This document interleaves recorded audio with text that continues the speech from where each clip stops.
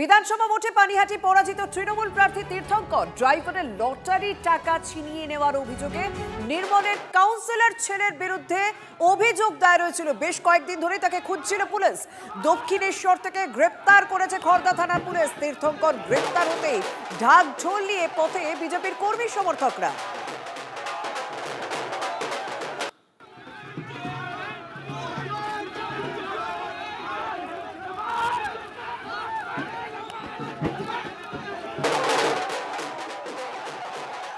তীর্থঙ্কর গ্রেপ্তার হতেই ঢাক ঢোল বাজিয়ে পথে বিজেপির কর্মী সমর্থকরা। জনরোষও দেখা গেল। আদালতে তোলার সময় নির্মল পুত্রের উপর চলল ডিম বৃষ্টি। একদিকে যখন ডিম বৃষ্টি হচ্ছে তাকে আদালতে তোলার সময়, তখন আর একদিকে আমরা দেখছি ঢাক ঢোল বাজিয়ে বিজেপির কর্মী সমর্থকরা রাস্তায় আনন্দ উচ্ছ্বাস প্রকাশ করছেন।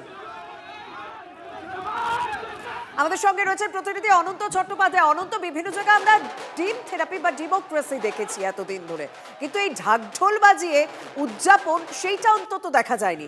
এলাকার মানুষ কি বলছেন? তীর্থঙ্করের বিরুদ্ধে এই একটা অভিযোগ, না আরো দীর্ঘদিন ধরে বেশ কিছু অভিযোগ ছিল? না বাবার উপর রাগটা কোথাও ছেলের উপরে এসেও পড়লো? দেখো, তীর্থঙ্করের উপরে যে মূল অভিযোগটা যোগের ভিত্তিতে যে গ্রেপ্তার করা হয়েছে সেটা হচ্ছে 2021 সালে যে পোস্টপোল ভায়োলেন্স হয়েছিল, সেই ভায়োলেন্সের অভিযোগের ভিত্তিতে তাকে প্রথমে গ্রেপ্তার করা হয়েছে। তার সাথে কিন্তু যে এই যে লটারির যে কাণ্ড সেটাও তার সাথে যুক্ত আছে।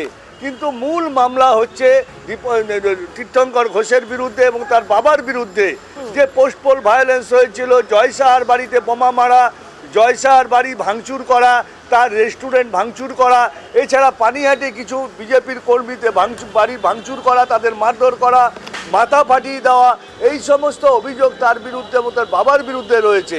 আর সেই অভিযোগের ভিত্তিতেই মূলত তাকে গ্রেপ্তার করে তাকে আনা হয়েছে এবং আনা হওয়ার পর তাকে জিজ্ঞাসাবাদ করা হয়।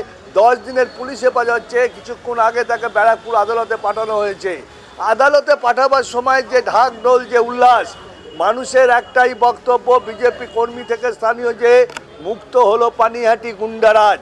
অর্থাৎ তাদের অভিযোগ পানিহাটিতে গুন্ডারাজ চালাতেন, তোলাবাজি করতেন তীর্থঙ্কর ঘোষ এবং প্রাক্তন বিধায়ক নির্মল ঘোষ তার লোকজন। চালু হলো আর ঠিক সেই সময় সাধারণ মানুষ তীর্থঙ্কর ঘোষের গ্রেপ্তারি প্রসঙ্গে বলছেন যে পানিহাটি গুন্ডারাজ মুক্ত হলো, কিন্তু পানিহাটির বিধায়ক রত্না দেবনাথের প্রতিক্রিয়া অবশ্যই শুনবে ক্ষেত্রে। নির্মল ঘোষের ছেলে অ্যারেস্ট হয়েছে, নির্মল ঘোষ এখনও অ্যারেস্ট হয়নি, সোমনাথ দেও এখনও অ্যারেস্ট হয়নি, সঞ্জীব মুখার্জিও এখনও অ্যারেস্ট হয়নি। এরাই হচ্ছে সেই মানুষ যারা আমার মেয়েকে দ্রুততার সঙ্গে এনে পুড়িয়ে দিলে তথ্য প্রমাণ শেষ লোপাটকারী, তথ্য প্রমাণ লোপাটের যে হয়েছে তার শেষ তথ্য প্রমাণ লোপাটকারী একজন ধরা পড়েছে। ছেলে ধরা পড়েছে মানে বাবাও এবার ধরা পড়বে। কান টানলে মাথা তো আসবেই। যত মার্ডার, খুন, জমি দখল করা, মানুষকে প্রতারণা করা, বহু ঘটনার সাথে নাম যুক্ত রয়েছে। এই পানিহাটিরই কাউন্সিলর অনুপম দত্তকে খুন করা, হায়দার আলী খুনে আমাদের মনীষ শুক্লাকে যেভাবে হত্যা করেছিল, প্রত্যেকটা ঘটনায় কিন্তু এই নির্মল ঘোষের ছেলের নাম আছে। একটার পরে একটা মামলা হবে।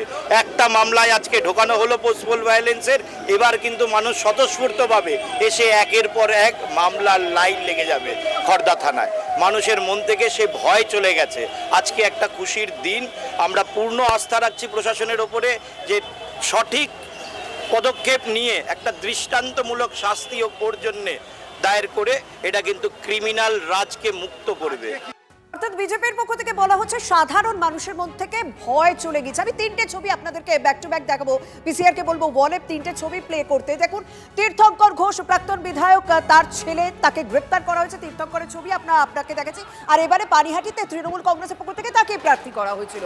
তাকে যখন আজ গ্রেপ্তার করে নিয়ে যাওয়া হচ্ছিল তখন সাধারণ মানুষের ক্ষোভ দেখা গেল, বিজেপি কর্মী সমর্থকদের ক্ষোভ দেখা গেল।